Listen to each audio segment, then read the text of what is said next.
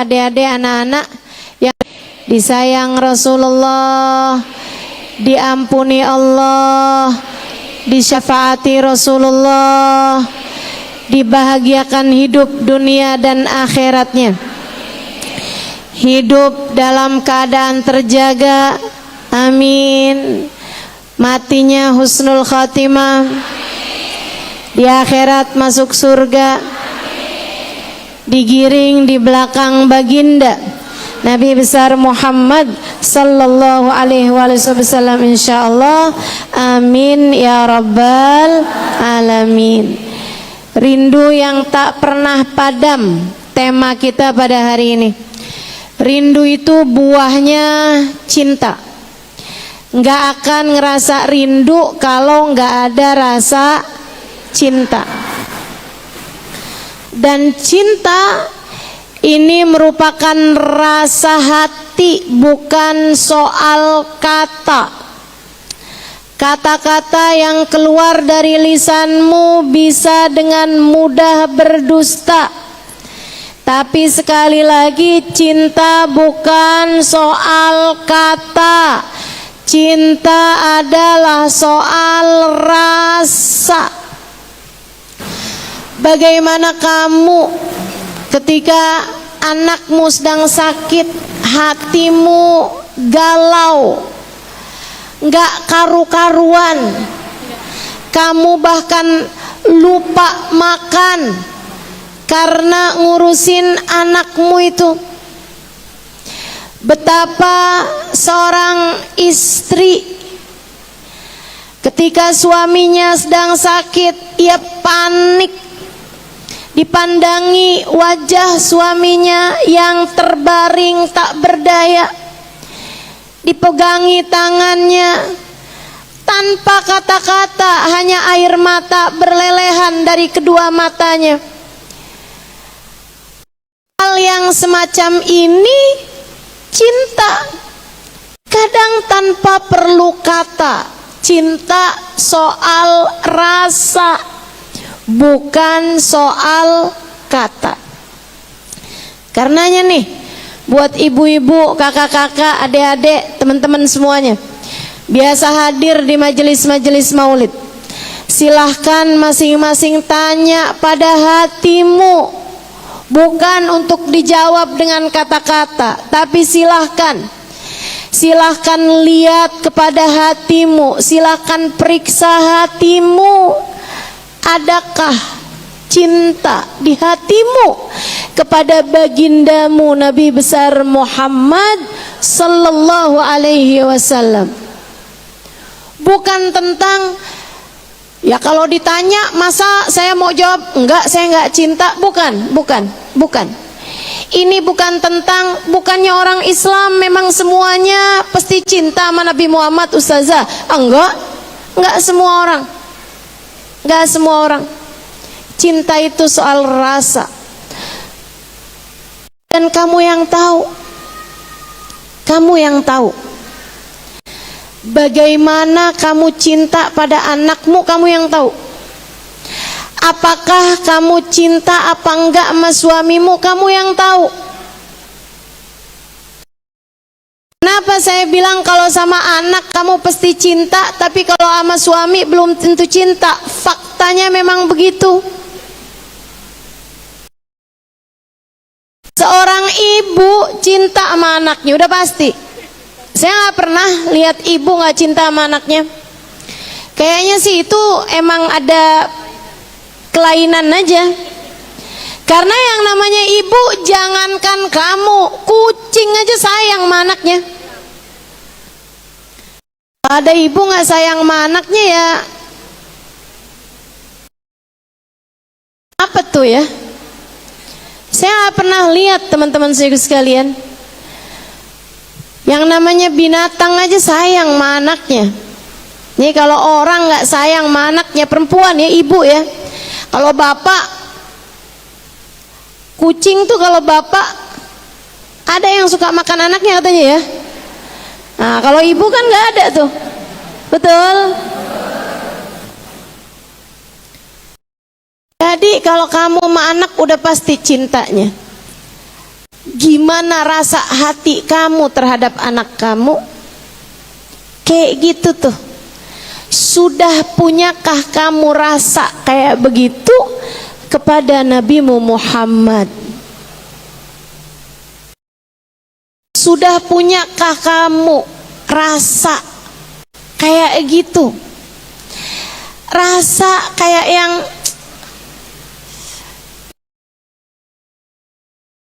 tak bisa diibaratkan dengan kata-kata gitu, bahwa kamu kepengen ketemu, kamu berasa deket, kamu berasa lihat apapun inget dia gitu.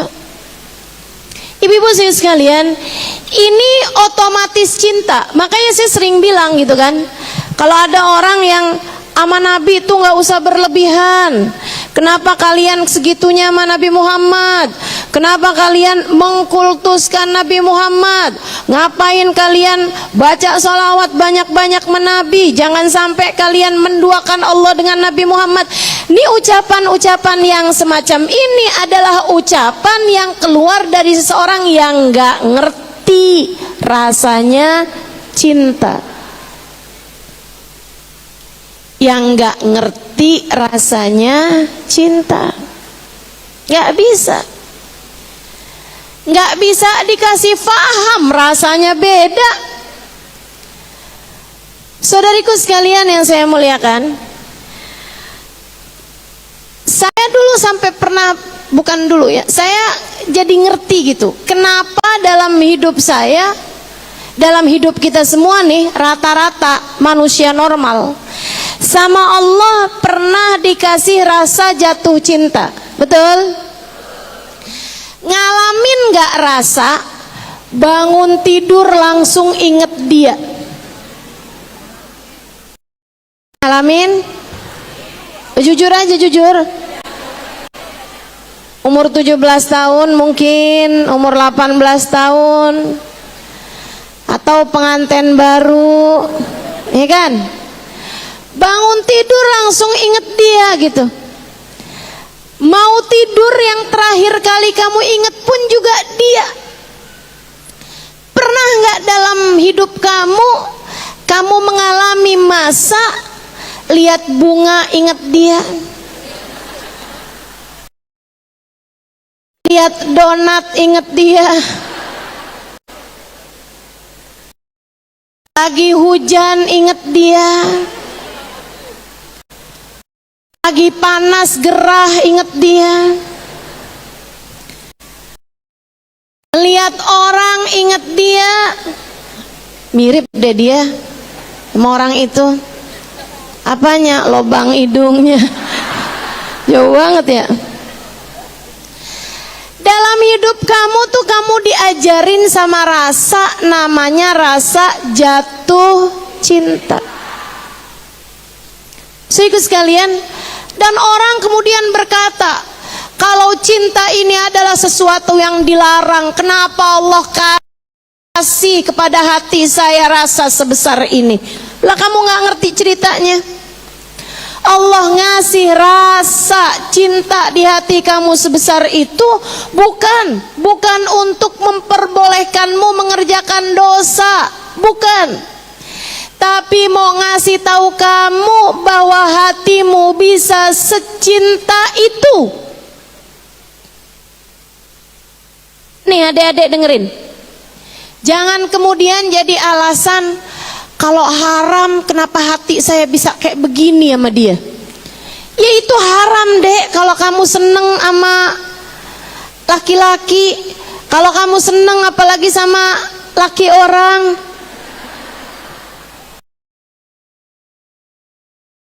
Tapi saya tak berkuasa atas rasa ini ustazah. Terus maksud kamu gimana? Ya akhirnya saya deketin dia, terus saya minta kenalan sama dia, saya kemudian agresif sama dia. Nah kan kamu jadi bahlul.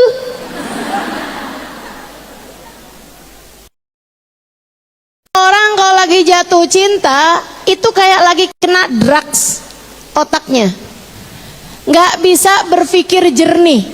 Teman-teman suka lihat gak ada orang lagi sendirian senyum-senyum sendiri? Nah tuh,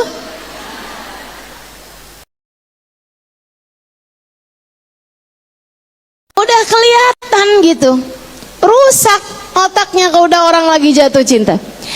Allah tuh ngasih rasa semacam itu dalam kehidupan kamu buat ngasih tahu kamu bahwa hati kamu bisa secinta itu kepada yang lain selain diri kamu.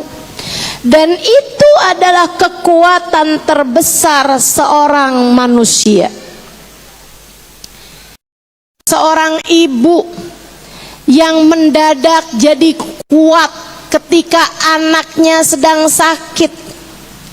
Kekuatan apa lebih kuat daripada itu? Ada seorang ibu demi menyelamatkan anaknya, sampai kemudian dia lari sekenceng-kencengnya buat nyelamatin anaknya dari kebakaran. Habisnya itu kemudian dia berhasil menyelamatkan anaknya, di bawah dia baru ingat bahwa kakinya itu lumpuh. Subhanallah, cerita-cerita yang semacam ini sering kita dengarkan, betapa kekuatan cinta. Saudaraku sekalian yang saya muliakan,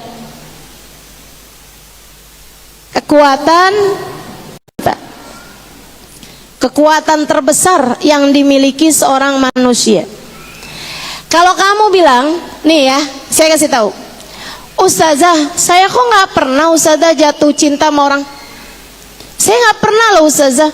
Seumur hidup saya nih Ustazah, saya sekarang umurnya 40-an tahun. Saya nggak pernah Ustazah jatuh cinta sama orang sampai seperti yang kayak Ustazah ceritakan. Bangun tidur ingat dia, mau tidur terakhir ingat dia. Saya biasa-biasa aja sama siapapun, sama anak saya, sama suami saya, sama ibu saya biasa-biasa aja Ustazah. Nggak ada yang cukup untuk membuat galau hati saya. Saudariku sekalian, tangisilah hatimu. Kalau kamu nggak pernah punya rasa semacam itu, tangisilah hatimu. Hatimu nggak normal. Kenapa hati saya nggak normal Ustazah? Karena hati kamu terlalu penuh dengan mencintai dirimu sendiri, sehingga tidak punya cukup selak untuk mencintai yang lain. Dan itu adalah karakternya iblis. Dan itu adalah karakternya setan. Nggak bisa cinta sama yang lain, nggak ngerti. Terlalu cinta sama diri sendiri, hingga hatinya penuh dengan keegoisan diri sendiri, tidak bisa mencintai yang lain. Sekalian, Allah ajarin hati kita cinta. Ketika kamu merasakan cinta kepada yang lain selain diri kamu, tuh Allah lagi ngajarin hati kamu buat punya rasa. Kemudian Allah ajarkan hati kamu patah hati. Betul? Gimana rasanya? Sakit. Dia yang saya cintai mengkhianati cinta saya. Saya kira saya adalah satu-satunya, ternyata saya hanyalah salah satunya.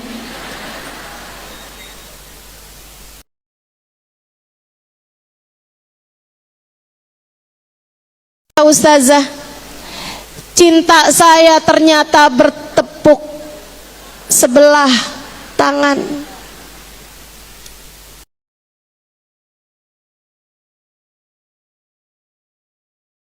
Tapi dia meninggalkan saya begitu saja.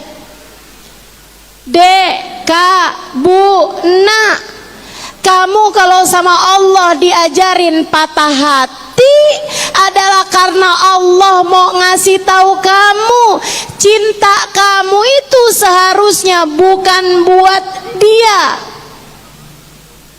Cinta kamu seharusnya untuk yang semestinya dicintai. Siapa? Dengarkan kata Nabi kita Muhammad sallallahu alaihi wasallam. Ahibbullah lima yaghdukum bihi min ni'amih wa ahibbuni lihubbillah.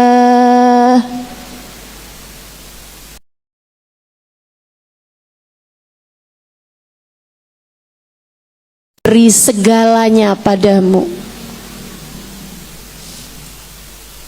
Cintai Allah karena dialah pemberi segalanya bagimu. Matamu dari Allah. Kenapa? Bukankah yang semestinya dari Allah kamu pakai buat Allah juga? Mata kamu dari Allah, pakai buat Allah. Cintai Allah dengan matamu, baca Quran pakai matamu itu. Ahibullah, cintai Allah. Lima yaghdukum bihi min ni'amih, karena Allah lah pemberi segalanya padamu. Allah ngasih kamu telinga buat kamu dengar. Allah yang ngasih kamu lisan buat kamu bicara. Tapi kamu bahkan gak pakai lisan kamu buat menyebut namanya. Kan gak pantas. Allah yang udah ngasih kamu segalanya. Kata Nabi Muhammad, cintai Allah. Cintai Allah. Cintai Allah. Lima yaghdukum bihi min ni'amih, karena Allah lah yang telah memberikan kepadamu segalanya. Semuanya dari Allah. Kita makan, makanannya dari Allah. Tangannya dari Allah. Mulutnya dari Allah. Kekuatan ngambil makanannya dari Allah. Rasa laparnya dari Allah. Gigi buat ngunyahnya dari Allah. Lisan, lidah buat kamu merasakan makanannya dari Allah. Ludahnya dari Allah. Langit-langit mulutnya dari Allah. Kemudian kamu telen, kekuatan nelennya dari Allah. Tenggorokannya dari Allah. Masuk ke dalam. Kemudian seret kamu minum, airnya dari Allah. Kata Allah Subhanahu wa taala, kalau Allah jadikan air itu susah didapat karena sebab dosa-dosa kalian, Allah mau memperhitungkan. Ini hamba-hamba saya nih, hamba-hambaku, kata Allah, kerjanya berbuat dosa aja. Aku cegah air dari mereka. Aku nggak turunkan hujan kepada mereka. Dari mana kalian bisa mendatangkan air tersebut? Demikian yang Allah Subhanahu wa taala sampaikan di dalam Al-Qur'an. Kita nih kalau sama Allah dicegah air, mati semua, teman-teman. Nggak ada yang bisa mendatangkan air barang setetes pun kalau bukan dari Allah Subhanahu wa taala. Kecanggihan teknologi apapun aja yang kita punya, kalau mau buat bikin air, nggak ada siapapun yang bisa melakukannya. Semua dari Allah Subhanahu wa taala. Habis itu makanan yang masuk dalam perut kamu tuh,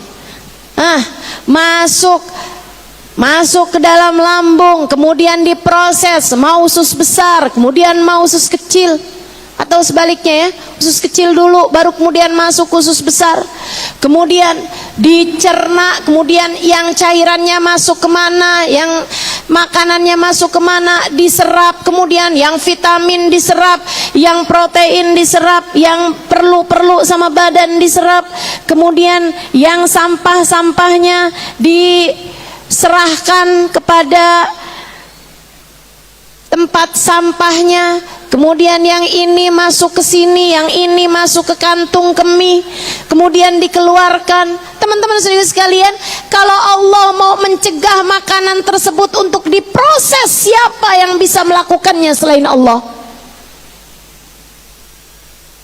Kalau makanan yang sudah terproses Allah cegah buat keluar dari perutmu itu, siapa yang bisa mengeluarkannya selain Allah? Betapa Allah yang melakukan segalanya untuk kita.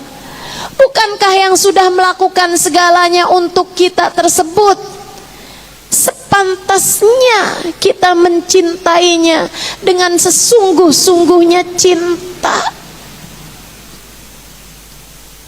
Tapi kita ini, kalau ada orang nih sekedar ngasih tempat duduk aja sama kita, kita bilang makasih ya, kamu baik banget, makasih ya. Allah ngasih kamu kehidupan, berapa banyak kamu berterima kasih kepadanya?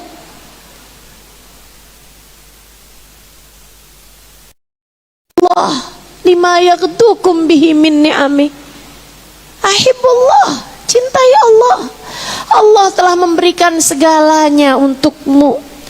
Rasa cinta yang ada dalam hatimu itu, kamu bisa secinta itu pakai buat mencintai Allah, pakai buat mencintai Allah. Dikasih segala-gala, lupa sama Allah. Giliran dikasih sakit, ya Allah, dosa apa saya? Lah ya banyak. Itu yang suka nanya tuh, dosa apa saya? Apa nggak takut dijawab sama malaikat? Saya ini ya Allah, padahal udah sujud kepadamu, kenapa saya dikasih sakit lah? Betapa kita jadi hamba seringkali adalah jadi hamba yang tidak tahu menempatkan diri, nggak tahu diri. Betul? Betul. Apalagi kalau kita lihat dosa-dosa kita, ya Allah, ya Allah. Mata dari Allah dipakai buat maksiat kepada Allah. Betul? Matanya dari Allah nih. Matanya dari Allah. Kita pakai buat ngelihat orang lain dengan pandangan menghina. Betul? Siapa yang matanya sering dipakai buat begitu? Saya. Kita nih kan. Itu teman-teman, kalau kamu mau tahu nih pengibaratannya kayak gini loh. Kayak kamu ngasih anak kamu sepatu. Kamu kasih ini anak kamu sepatu. Nina, sepatunya. Anak kamu begitu buka, sepatu ini apaan? Dipakai buat mukul kamu sepatunya. Kayak apa tuh kira-kira? Kamu marah, kamu kesel. Kemudian kamu bilang, sini deh saya ambil aja sepatunya. Kamu gak pantas saya kasih sepatu, malah kamu pakai buat mukulin saya. Allah kayak gitu sama kita. Allah udah ngasih kita mata, kita pakai mata, kita malah buat ngelihat yang haram. Allah kasih kita telinga, seringkali telinga kita pakai buat mendengar yang tidak diperkenankan Allah buat kita dengar. Allah kasih kita lisan, bukannya kita pakai baca Quran, bukannya kita pakai buat zikir, kita malah pakai lisan kita buat nyakitin hati orang, buat bohong, buat ghibah, buat namimah. Tuh kayak kita dikasih sepatu, kita pakai sepatunya buat mukulin yang ngasih kita sepatu. Yang ada adalah diambil balik sepatunya, kita jadinya nggak punya sepatu.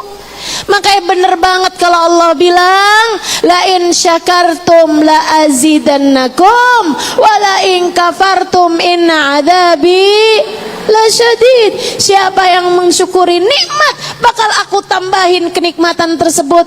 Siapa yang mengingkarinya artinya dipakai kenikmatan tersebut malah justru jadi sarana dosa. Inna adzabi lasyadid, sesungguhnya adabku teramat sangat pedih, dan awal adab tersebut adalah dicabutnya kenikmatan itu dari kita. Ibu, kalau kamu sampai dengan sekarang, atau biar kamu gak tersinggungan, saya bilang kalau saya, sesudah Allah kasih saya mata saya sering berbuat dosa dan sampai sekarang masih bisa lihat juga. Bukan karena saya masih berhak untuk punya mata, tapi karena Allah yang masih begitu baik membiarkan saya masih bisa melihat juga. Kamu juga begitu? Berapa banyak kamu berbuat dosa dengan anggota tubuhmu? Fakta bahwa Allah masih membiarkan kamu jalan di atas muka bumi, pakai kaki yang bolak-balik kamu pakai buat berbuat dosa. Fakta bahwa sampai sekarang kamu masih bisa dengar, padahal telinga kamu udah berbuat banyak perbuatan dosa. Fakta bahwa sampai sekarang kita masih bisa berbicara, padahal lisan kita udah berapa banyak kita pakai buat berbuat dosa. Menunjukkan betapa sangat rahman rahimnya Allah kepada kita, menunjukkan betapa sangat dermawannya Allah kepada kita. Allah masih menunggu kita untuk bertaubat padanya. Allah masih tungguin, tar dulu. Saya pernah baca satu hadis yang menceritakan bahwa ketika seseorang berbuat dosa, malaikat terus gitu ya, kalau dia terus berbuat dosa, malaikat sampai bilang sama Allah, ya Allah, udah aja deh ya Allah, jangan sisakan lagi kesempatan padanya. Hancurkan aja dia ya Allah, habisi aja dia ya Allah. Allah bilang kepada malaikatnya, tungguin.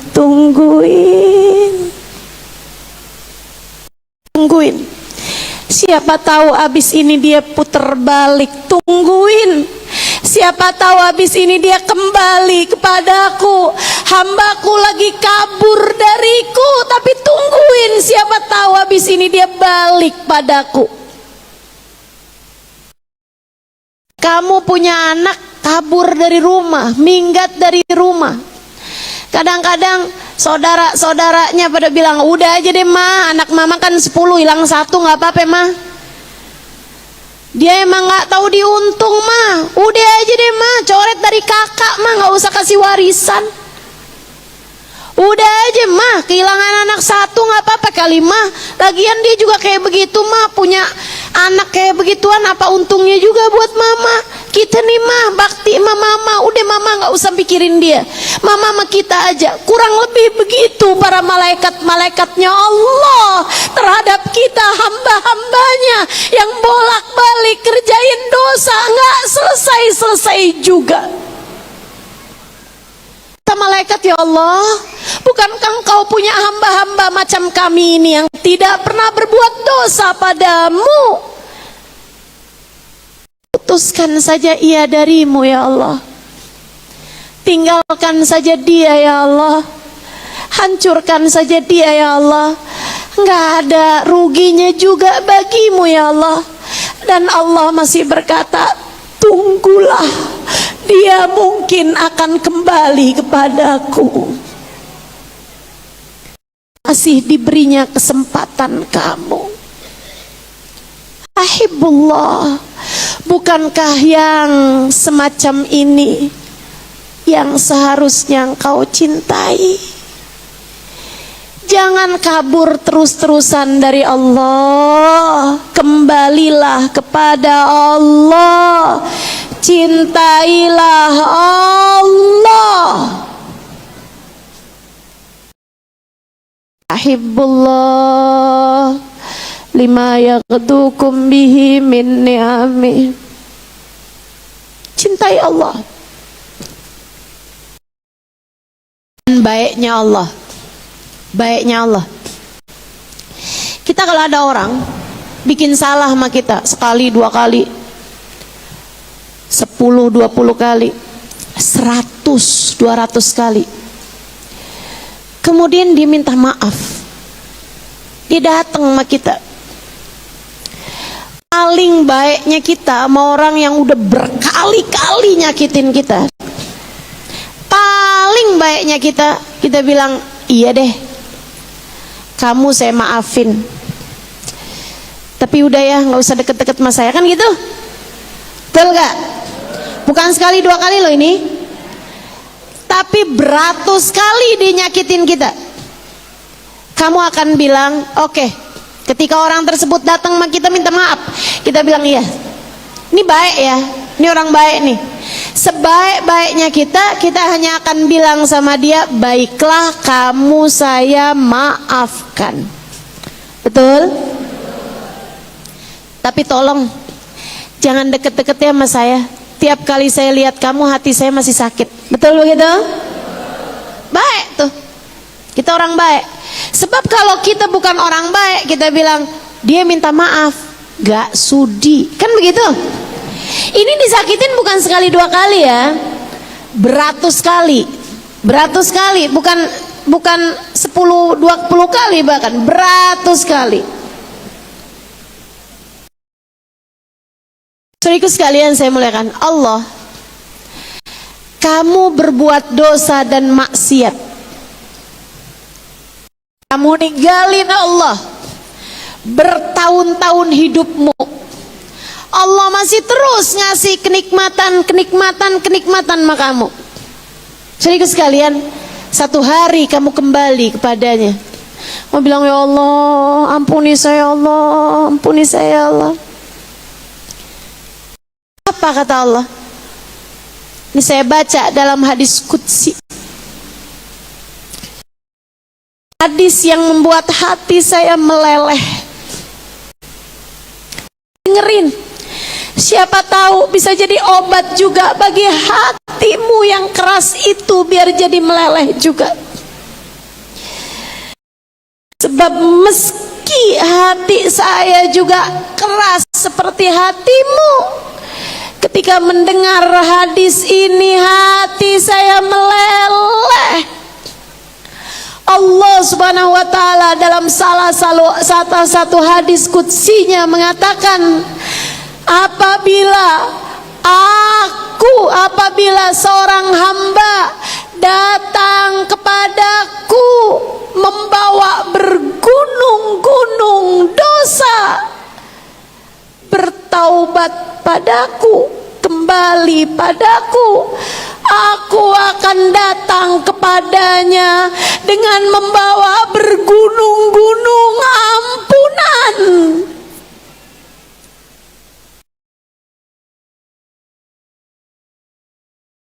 Apabila aku lihat hambaku datang dengan membawa bergunung-gunung dosa, bertaubat padaku, aku akan datang padanya dengan membawa bergunung-gunung ampunan. Diterimanya, diampuninya dosa-dosa kita, diterima,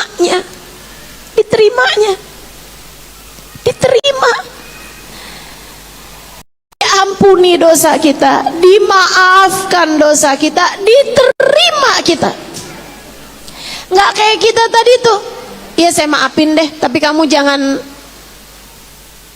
deket-deket dah sama saya. Dimaafkan tapi nggak diterima, kan begitu? Allah dimaafkan kita, diterimanya kita.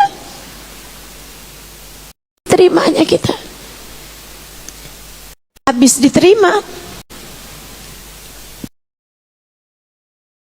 kita datang terus.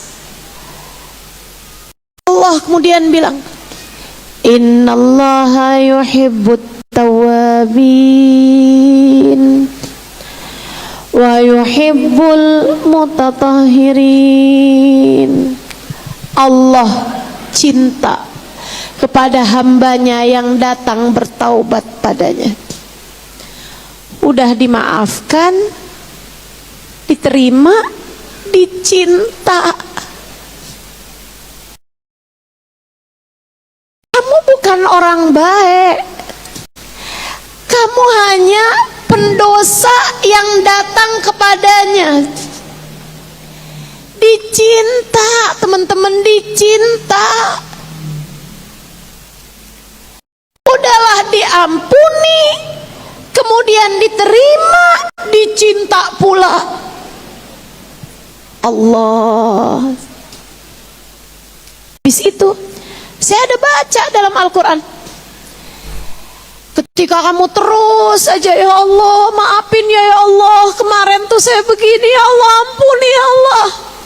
Saya janji ya Allah, habis ini saya nggak bikin dosa lagi ya Allah, saya nggak bikin dosa lagi ya Allah. Terus saja kamu taubat terus, kamu deket terus, kamu nangis terus kepada Allah, kamu benerin hidup kamu mulai benerin hidup kamu. Salat kamu jaga, aurat kamu tutup, dosa-dosa kamu tinggalin.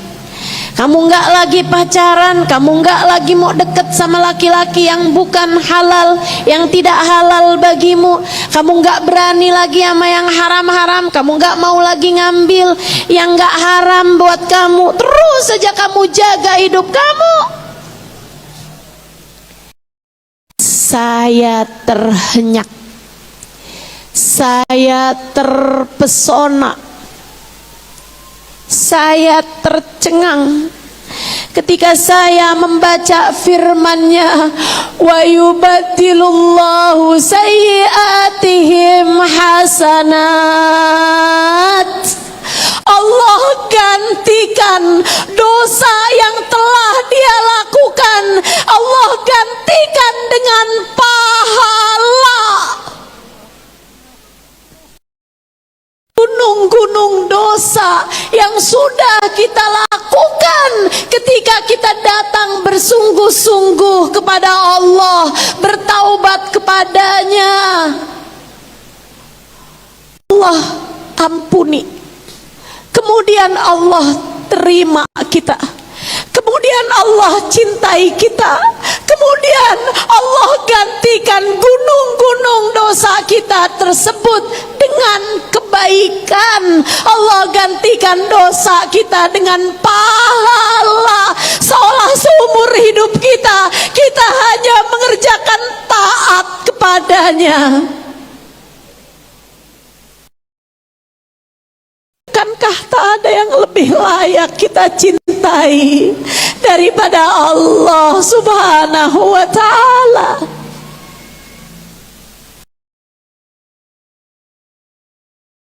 Ahibbullah lima yaghdukum bihi min ni'amih. Cintai Allah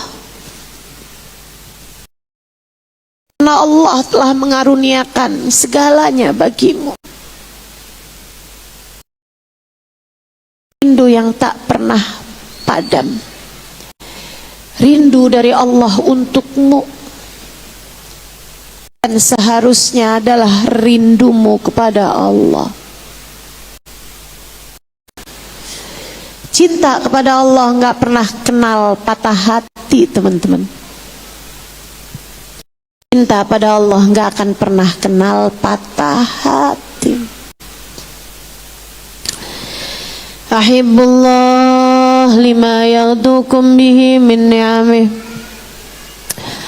wa ahibbuni li hubbillah. Kata Nabi Muhammad, dan cintailah aku karena cinta kalian kepada Allah. Kalau kamu cinta sama Allah, kamu pasti akan cinta kepada Nabi Muhammad. Otomatis. Jadi yang bilang cintai Allah, jangan cintai Nabi Muhammad, membuatmu jadi mengkultuskan Nabi dari Allah, menduakan Allah dengan Nabi Muhammad. Orang yang bilang kayak begitu berarti orang yang gak kenal cinta sama Allah. Karena otomatis kalau kamu cinta sama Allah, kamu pasti cinta sama Nabi Muhammad. Karena Allah. Kenapa bisa karena Allah? Bukankah Nabi Muhammad bukan Allah? Bukan. Nabi Muhammad bukan Allah, tapi Nabi Muhammad jalan menuju Allah.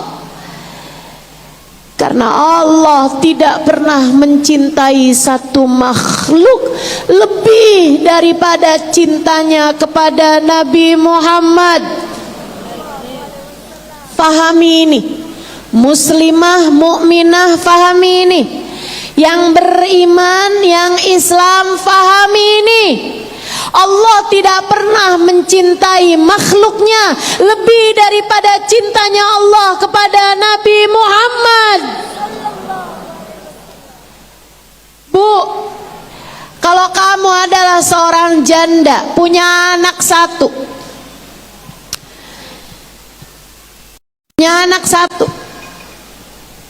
kamu cinta banget sama anak kamu, kamu nggak pernah mencintai siapapun lebih daripada cinta kamu kepada anak kamu yang satu ini.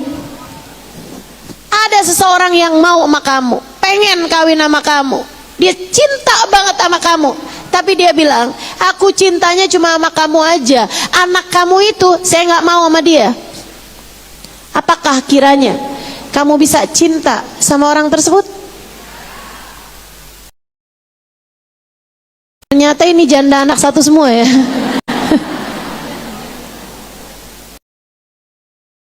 Oke. Kamu gak bakalan mau cinta sama seseorang yang gak cinta sama kecintaan kamu, bukan begitu? Tapi nih, ada seseorang, anggaplah dia biasa-biasa aja sebenarnya sama kamu, tapi dia cinta banget nih sama anak kamu nih, cinta banget sama anak kamu. Kemudian satu hari orang tersebut melamar kamu. Kira-kira kamu terima gak cintanya? Kamu terima cintanya? Dia gak yang kaya raya, ibarat kata nih ya, biasa gitu. Yang pertama nih kaya raya nih, tapi dia gak mau sama anak kamu. Kamu kalau saya kawinin, saya nggak mau ya sama anak kamu ya. Anak kamu tuh taruh di mana kayak gitu, panti asuhan atau apa gitu. Saya maunya cuma sama kamunya aja. Kamu mau nggak kira-kira sama dia? Oh enggak.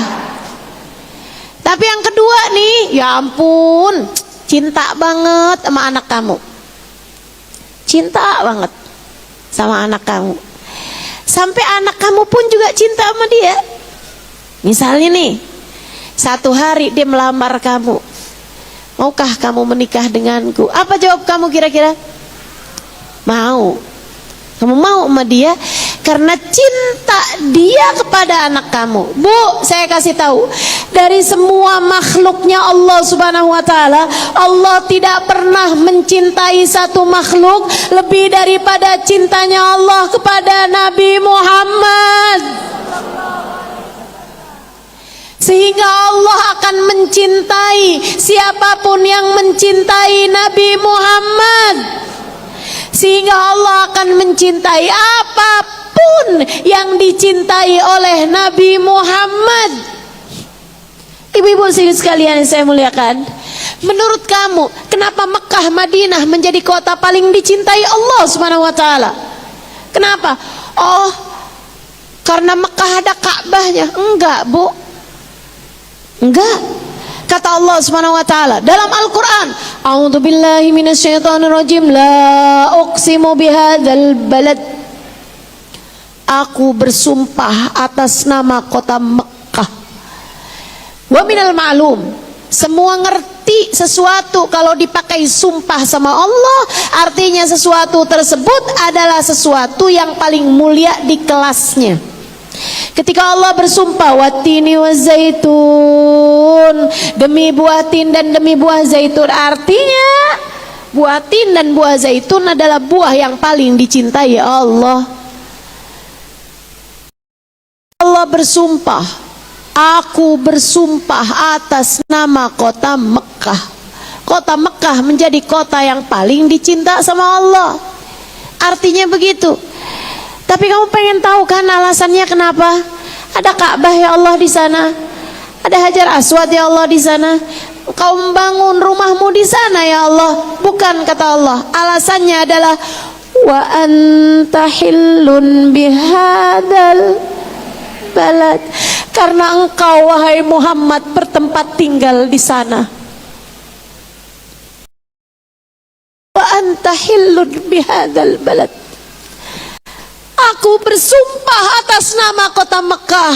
Aku cintai Mekah menjadi kota paling tercinta di sisiku wahai Muhammad, hingga aku bersumpah dengannya. La uqsimu bihadzal balad. Alasannya adalah wa anta hillun bihadzal balad, karena engkau wahai Muhammad bertempat tinggal di sana.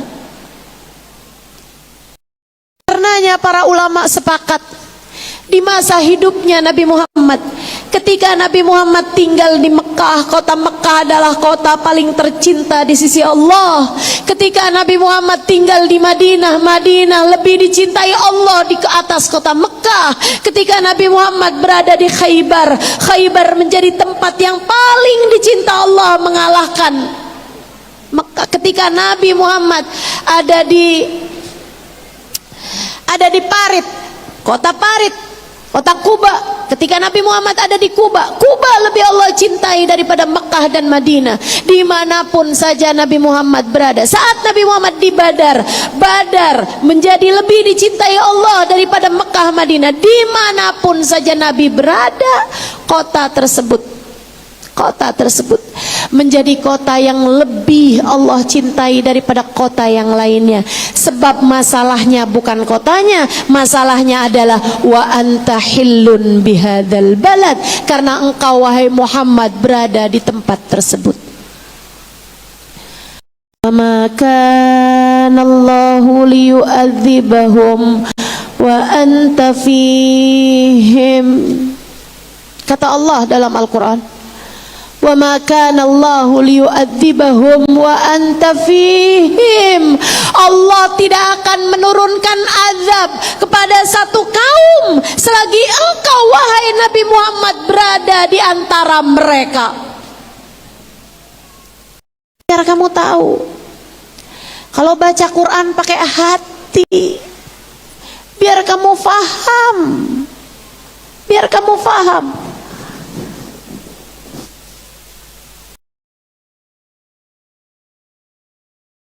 A'udzu billahi minasyaitonir rajim.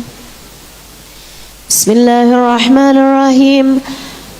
Alladzina yubayyi'unaka innama yubayyi'una Allah yadullahi fawqa aydihim. Sesungguhnya orang-orang yang mengadakan baiat denganmu wahai Nabi Muhammad, sesungguhnya orang-orang yang memegang tanganmu kemudian sumpah setia padamu, membaiatmu wahai Nabi Muhammad, innama yubayyi'una Allah, sesungguhnya mereka sedang mengadakan baiat dengan Allah. Baca Quran pakai hati, pahami Quran pakai hati, biar kamu faham kayak apa cintanya Allah kepada Nabi Muhammad. Alladzina yubayyi'unaka innama yubayyi'una Allah, sesungguhnya orang-orang yang sedang mengadakan sumpah setia kepadamu wahai Nabi Muhammad, innama yubayyi'una Allah, mereka sesungguhnya sedang mengadakan sumpah setia dengan Allah. Yadullah fauqa aidihim, ada tangan Allah di atas tangan mereka. Pahami, seseorang yang Allah ketika melihat dia sedang diadakan janji sumpah setia dengan seseorang, Allah bilang, kamu pegang tangan kekasihku, kamu sumpah setia dengannya, kamu sedang sumpah setia dengan aku.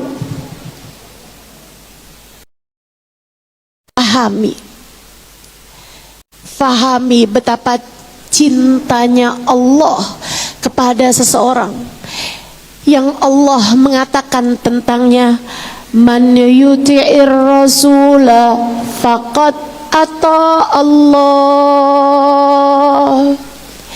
Siapa yang taat kepada Rasulullah, dia sedang taat kepada Allah.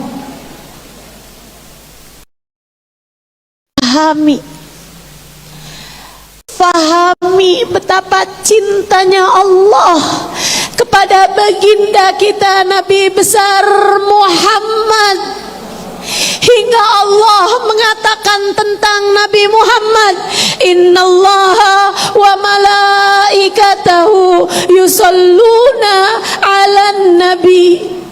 Sungguhnya Allah dan segenap malaikat-malaikatnya bersolawat kepada Nabi Muhammad. Ya ayyuhalladzina amanu sallu alaihi wa sallimu taslima. Maka wahai umat yang beriman padanya, wahai kalian umatnya, Allah saja bersolawat padanya, malaikat semuanya bersolawat padanya. Maka wahai yang beriman padanya, bersolawatlah kalian padanya dan ucapkanlah salam kepadanya. Hibbullah lima yaghdukum bihi min ni'amih wa ahibbuni lihubbillah. Cintailah aku Nabi Muhammad karena cinta kalian kepada Allah. Kalau kalian pengen cinta sama Allah, kalau kalian ngaku cinta sama Allah, maka cintai yang paling dicintai Allah, Nabi Muhammad sallallahu alaihi wasallam. Cintai Nabi Muhammad, cintai Nabi Muhammad. Karena cinta Allah kepada Nabi Muhammad dan alasan lainnya, dua nih alasannya nih. Kamu mesti cinta sama Nabi Muhammad karena dua alasan ini. Satu, karena cinta Allah kepada Nabi Muhammad. Jadi kalau kamu mau cari Allah lewat Nabi Muhammad sallallahu alaihi wasallam. Sama kayak tadi itu. Kalau kamu pengen, kalau kamu seorang laki, kalau laki-laki pengen sama seorang perempuan janda, gitu kan ya, dengan seorang anaknya, maka cintai janda tersebut lewat cinta kamu kepada anaknya, sebab dia adalah yang paling dicintai sama janda tersebut. Kan begitu? Demikian pula dengan Allah Subhanahu wa taala. Kalau kamu pengen dapat cintanya Allah, cintai Nabi Muhammad. Fahuwa ahabbul mahbubina indallah. Sebab Nabi Muhammad manusia paling tercinta di sisi Allah. Itu alasan pertama. Alasan yang kedua, cintai Nabi Muhammad karena Nabi Muhammad cintanya kepadamu luar biasa. Cintai Nabi Muhammad karena cintanya Nabi Muhammad kepada kita umatnya luar biasa. Cintai Nabi Muhammad karena cinta Nabi Muhammad kepada kita umatnya luar biasa. Saudaraku sekalian yang saya muliakan, sebelum kamu ada di atas muka bumi ini, kamu sudah diduluin sama doanya Nabi Muhammad buat kamu. Saya nggak punya alasan untuk nggak cinta sama Nabi Muhammad. Maka meski segerombolan orang-orang yang tidak bertanggung jawab mengatakan sesuatu hal yang nggak benar mengenai cinta ini, kalian terlalu berlebih-lebihan kepada Nabi Muhammad, kalian menduakan Allah dengan Nabi Muhammad, kalian jadinya terlalu berlebihan kepada Nabi Muhammad sampai kalian mencintai Nabi Muhammad lebih daripada cinta kalian kepada Allah dan lain-lain sebagainya. Nih, ada segerombolan orang-orang yang gak bertanggung jawab yang mengatakan bahwa ngapain kalian kumpul-kumpul rame-rame buat sholawatan Nabi Muhammad, buat merayakan maulid Nabi Muhammad. Itu sesuatu hal yang gak dilakukan sama para sahabat-sahabat Nabi Muhammad, dan seterusnya dan seterusnya dan seterusnya. Orang-orang yang berani mengatakan hal-hal yang tidak bertanggung jawab. Saya sampaikan kepadamu, saudari-saudari saya, umat Nabi Muhammad sallallahu alaihi wasallam. Saya sampaikan kepadamu atas nama cinta.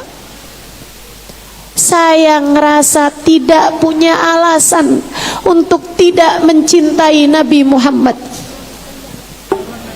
Alasan yang kalian sampaikan agar saya tidak mencintai Nabi Muhammad, alasan yang tidak masuk di akal saya. Karenanya saya berani mengatakan bahwa itu adalah ucapan yang tidak bertanggung jawab. Enggak akurat. Gimana enggak? Sebelum saya ada di atas muka bumi ini, keberadaan saya sudah didahului dengan doa indahnya saat beliau lebih dulu tinggal di atas muka bumi ini. Sayyidah Aisyah bercerita, kuntu farrahtun Nabi sallallahu alaihi wasallam data yaum. Satu hari saya bikin senang Nabi Muhammad sallallahu alaihi wasallam, hingga Nabi membalas hal tersebut, kebaikan saya tersebut, dengan doa indahnya.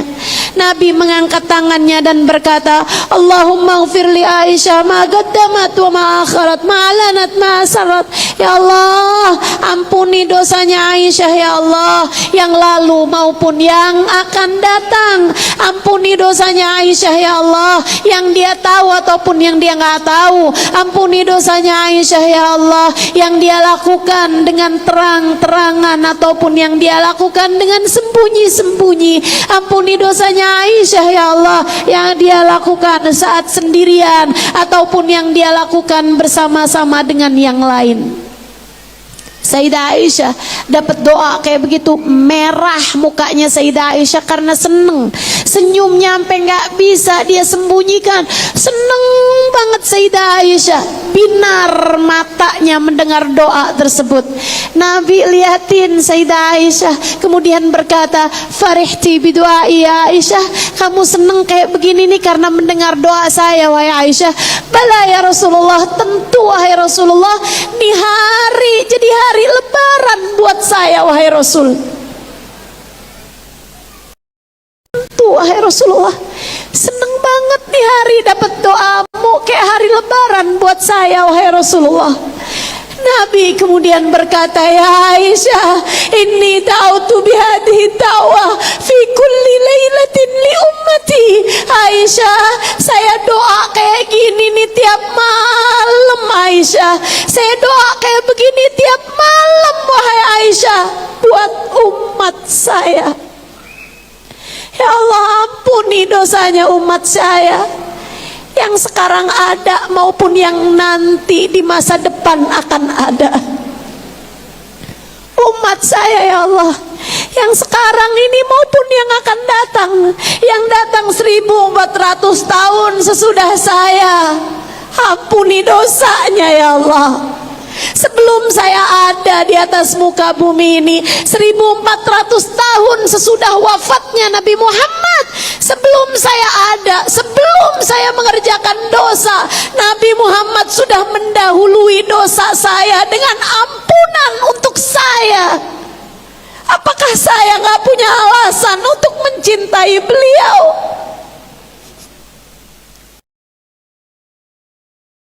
Bagaimana mungkin saya tidak mencintai seseorang yang sebelum saya ada sudah mendahului saya dengan doa-doa indahnya? Bagaimana bisa kamu gak cinta sama Nabi Muhammad?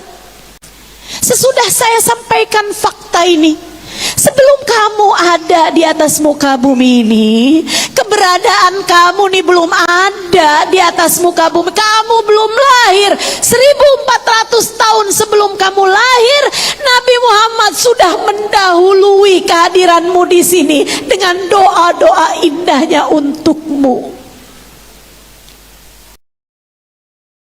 Tidakkah yang semacam ini seharusnya kamu cintai?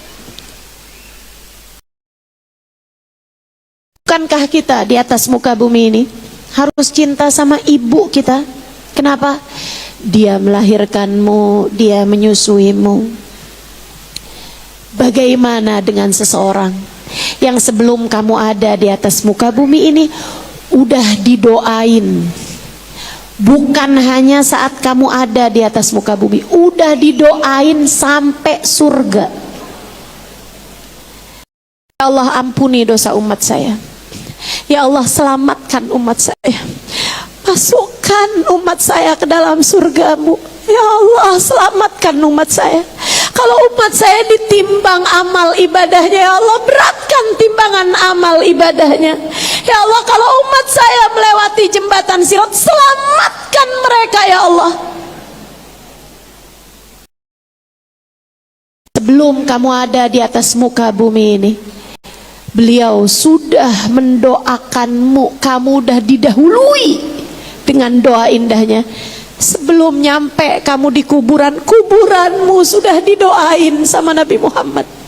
Sebelum kamu nyampe di padang mahsyar, mahsyarmu sudah didoain sama Nabi Muhammad. Sebelum amal kamu ditimbang, amal ibadahmu tersebut udah didoain, timbanganmu udah didoain sama Nabi Muhammad. Sebelum kamu lewatin jembatanmu itu, kamu di atas jembatan tersebut sudah didoain sama Nabi Muhammad. Gimana alasan kamu buat gak cinta sama Nabi Muhammad? Gimana, apa alasan kamu buat gak cinta sama Nabi Muhammad?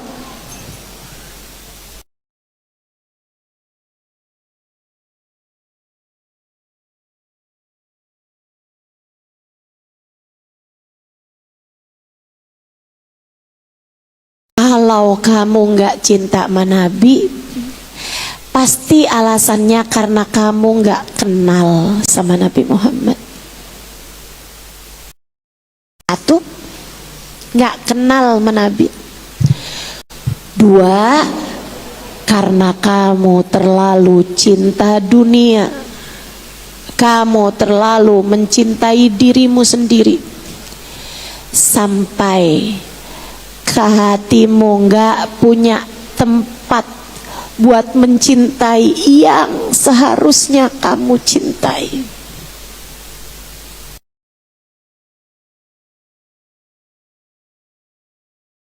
Gak bisa.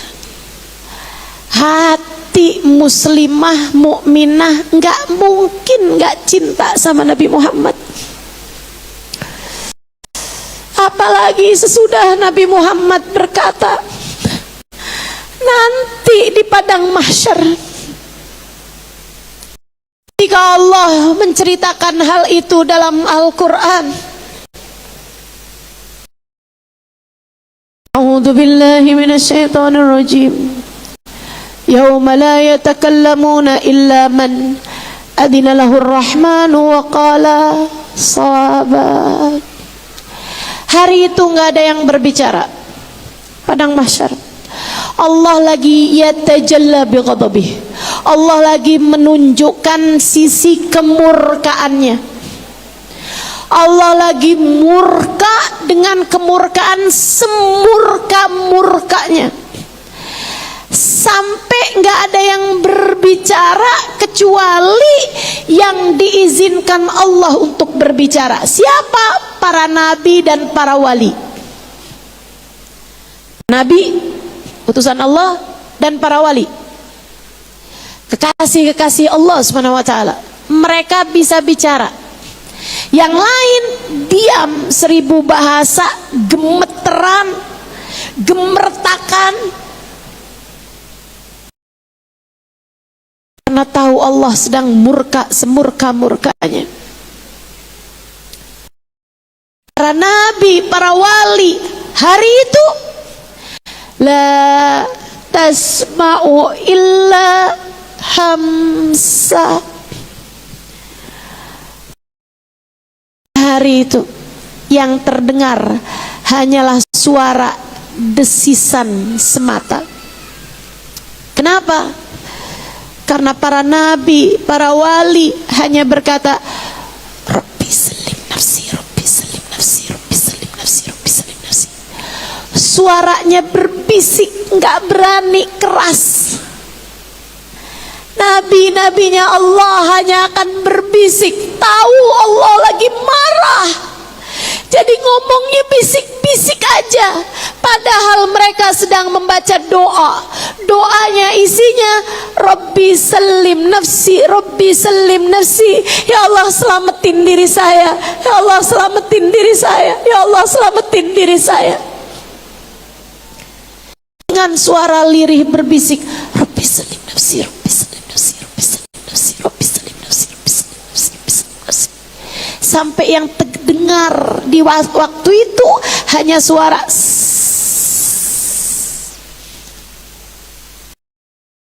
bayangkan kayak apa hari itu. Satu-satunya suara yang berbeda hanyalah suara baginda Nabi kita Muhammad.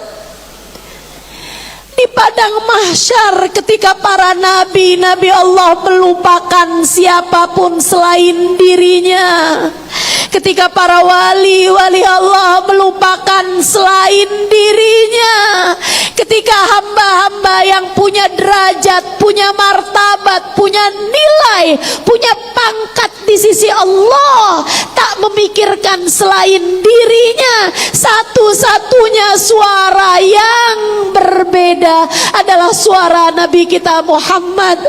Hari itu beliau berbicara dengan suara lantang, memohon kepada Allah, Rabbi salim ummati, Rabbi salim ummati. Ya Allah selamatkanlah umat saya, selamatkanlah umat saya.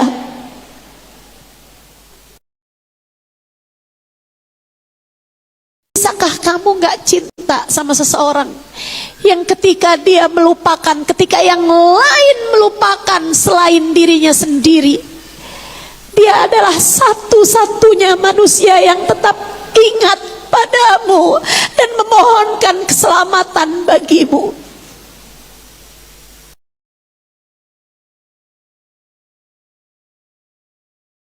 Saya tahu kamu kalau selama ini nggak cinta sama Nabi Muhammad cuman karena nggak kenal. Nanya kenapa perlu kamu buat hadir-hadir majelis maulid? Kenapa perlu kamu untuk mendengarkan orang yang semacam saya berkata kepadamu?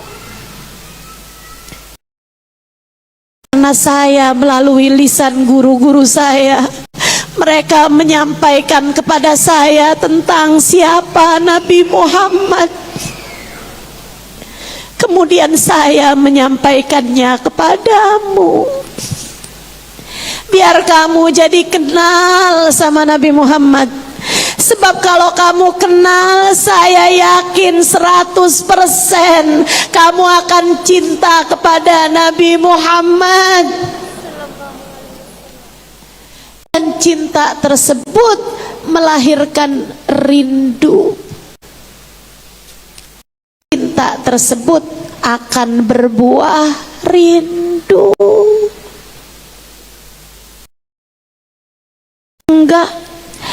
Enggak harus hamba-hamba yang tinggi-tinggi untuk bisa merasa rindu kepada Nabi Muhammad. Umi saya wafat 3 tahun lalu. Kalau hadir di majelis maulid, baru ya Rabbi salli ala Muhammad, umi saya berderayan air matanya. Umi saya udah diceritain tentang Nabi Muhammad,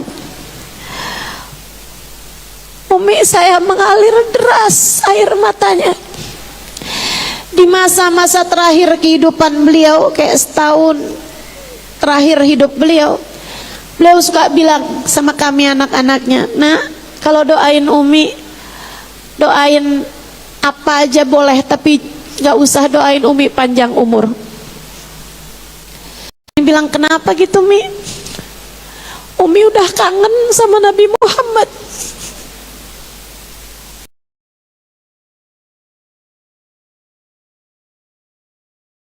Umi saya bukan ustazah, teman-teman, anaknya iya. Umi saya gak pernah mondok kayak saya 12 tahun mondoknya. Ini kalau kamu bilang Ustaz Halimah pinter, ya enggak, saya cuman kelamaan aja mondoknya.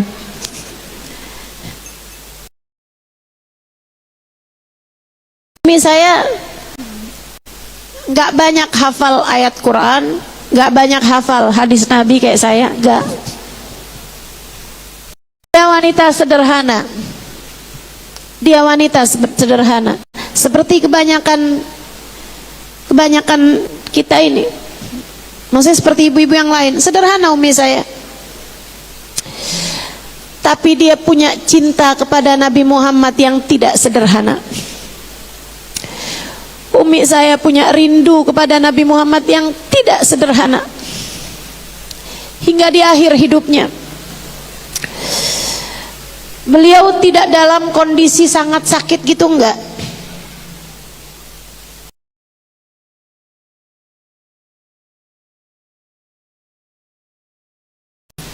Beliau ketika diantar ke rumah sakit sempat sholat duha di rumah. Dia wudhu sendiri, sholat duha, kemudian diantar pergi ke rumah sakit. Itu hanya 2 jam sebelum kematiannya. Begitu nyampe di rumah sakit, Umi saya malah nyuruh abah saya buat pulang. Gak apa-apa, udah pulang aja, bentaran saya juga pulang, kata Umi saya. Abah saya pulang karena dirasa Umi saya gak kenapa-napa gitu. Umi saya terus minta pulang, sama dokter ditahanin. Umi saya masuk kamar mandi, kata Umi saya, udah kalau emang saya gak boleh pulang, saya batal wudhu, saya mau wudhu aja. Umi memangnya mau wudhu mau apa, Mi? Umi mau sholat apa, Mi? Sholat duhur masih baru jam 10. Oh gitu, sholat duha kan udah, Mi. Ya udah Umi mau tambah lagi sholat duha. Iya deh. Umi saya pergi wudhu, terus taruh lagi di atas tempat tidur. Habis selesai wudhu, sholat beliau di atas tempat tidurnya. Adik saya sampai setiap kali inget ini, dia bilang, Kak Ima kalau cerita-cerita tentang sakaratul maut jangan yang berat-beratnya aja, Kak. Semua orang enggak selalu dapat sakaratul maut yang berat. Karena gara-gara Kak Ima selalu menceritakan sakaratul maut tuh berat, sakit, begini begitu, saya sampai nggak tahu kalau Umi sedang sakaratul maut. Dia bilang di atas tempat tidurnya Umi saya hanya berulang kali berkata, "Ya Rasulullah, ya Rasulullah, ya Rasulullah."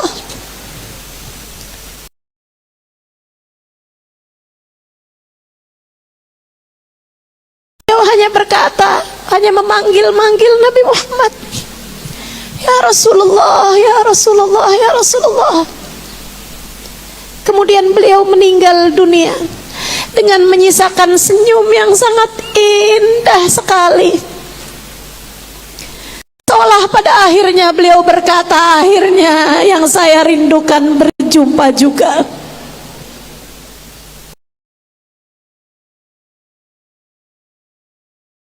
Ya Allah, belajar di sisa hidup kita. Udah gak usah nambahin dosa lagi, Bu. Udah gak usah ngambil hutangan pinjol lagi, Bu. Udah gak usah sampai kepengen beli ini, sampai utang-utang lagi tuh gak usah, Dek. Ngapain? Sampai kepengen beli ini, beli itu, sampai deketin laki orang yang bisa transfer sama kamu tuh ngapain? Ngapain? Hidup ini singkat, udah deketin Nabi Muhammad aja, deketin Nabi Muhammad aja. Saya nggak tahu nih sisa hidup yang kita punya kalau kita pakai buat bersimpuh di pintu Allah, yaitu Nabi Muhammad sallallahu alaihi wasallam. Kita ketuk-ketuk pintunya di sisa hidup yang kita punya. Saya nggak pasti apakah keburu waktunya sampai Nabi bukain pintu kemudian meraih tangan kita. Udah nggak usah kemana-mana, nggak usah kemana-mana. Di sini aja, di jalan cinta kita, di sini aja. Nggak usah sampai segitunya sama dunia, nggak usah segitunya ngemis-ngemis cinta suamimu, sampai hidung kurang mancung dimancungin. Nggak usah, nggak usah.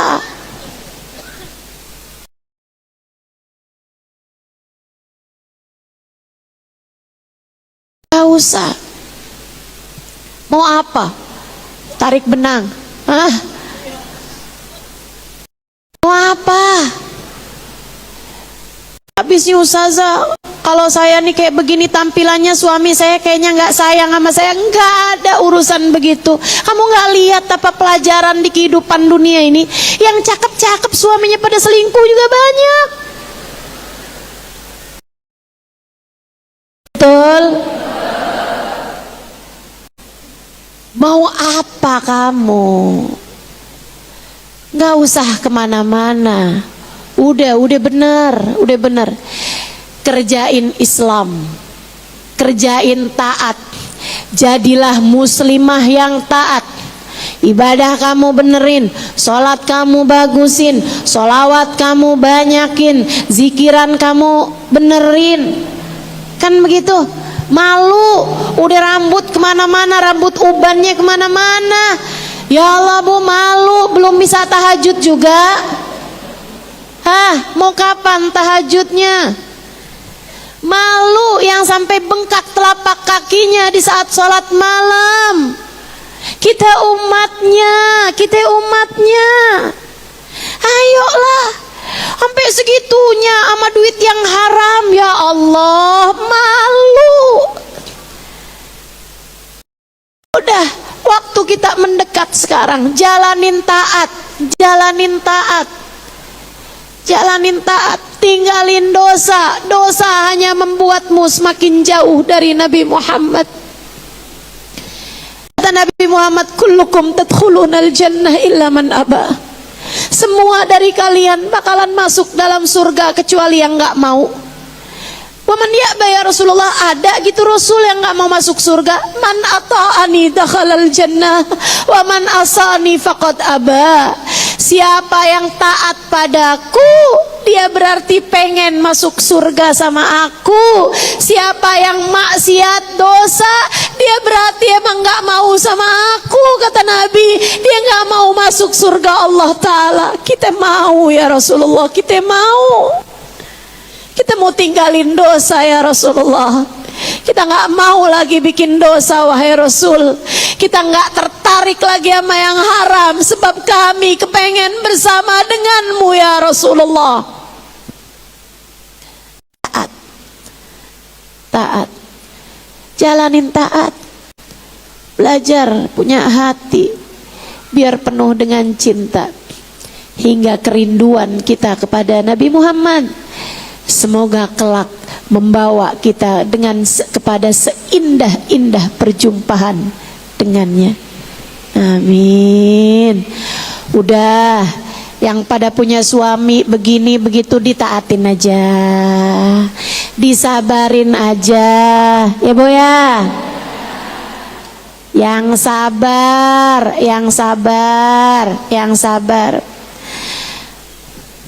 Suami saya berpindah hati ustazah, nggak apa-apa. Yang penting hatimu jangan mau berpindah. Hatimu jangan mau berpindah kepada yang haram, jangan. Hatimu biarkan tetap ngadep kepada Allah dan Rasulnya. Amin. Hati hatimu jangan kemana-mana. Yang lain gak apa-apa, kamu hanya akan dihisap sendirian aja kok. Kamu akan ketemu sama Nabi Muhammad, insya Allah. Jaga dirimu dengan taat, jaga dirimu yang sabar, jalanin kehidupan. Di saat dikasih sakit gak apa-apa yang sabar, di saat dikasih miskin gak apa-apa yang sabar. Jangan mau gara-gara miskin kamu ngerjain dosa, jangan mau gara-gara sakit kamu ngerjain dosa, jangan mau gara-gara ditinggalkan seseorang kamu ngerjain dosa. Jangan mau, semuanya kamu hadapi dengan penuh kesabaran, sehingga mudah-mudahan apa yang disampaikan Nabi Muhammad sebagai pesan cintanya kepada kita, fasbiru hatta tulkuni alal haud, bersabarlah kalian umatku sampai kalian dapat berjumpa denganku di depan telagaku. Semoga sisa hidup kita masih bisa menempuh jalan kesabaran, jalan di atas jalan cinta, hingga suatu hari mempertemukan kita dengan baginda Nabi besar Muhammad sallallahu alaihi wa ala alihi wasallam. Ala hadhihi niyyah wa bi kulli niyatin salihah jami'ah syamilah ila hadratin Nabi Muhammad sallallahu alaihi wa ala alihi wasallam. Al-Fatihah. A'udzu billahi minasyaitonir rajim. Bismillahirrahmanirrahim.